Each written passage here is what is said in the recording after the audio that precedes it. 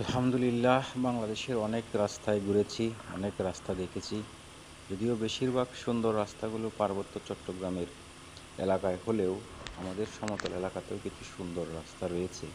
তার মধ্যে অন্যতম হচ্ছে এই ময়মনসিংহ থেকে টাঙ্গাইল যাওয়ার পথে মধুপুর ভাওয়ালির গড়ের ভিতর দিয়ে যে রাস্তাটা গিয়েছে। ইদানিং যারা গত 1 বছর ধরে গিয়েছেন তারা দেখতে পাবেন এর আগে রাস্তাটা ভাঙা ছিল, এখন ঠিক করা হয়েছে। চাইলে ঘুরে আসতে পারেন। দুই পাশে ঘন জঙ্গলের ভিতর দিয়ে এই রাস্তাটি আপনার মন আকৃষ্ট করবে নিশ্চয়ই।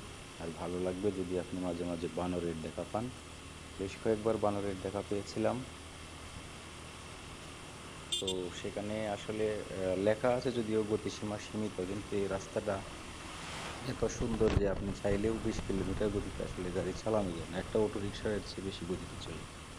তো যাই হোক, অনেক সুন্দর রাস্তা, চাইলে ঘুরে যেতে পারেন।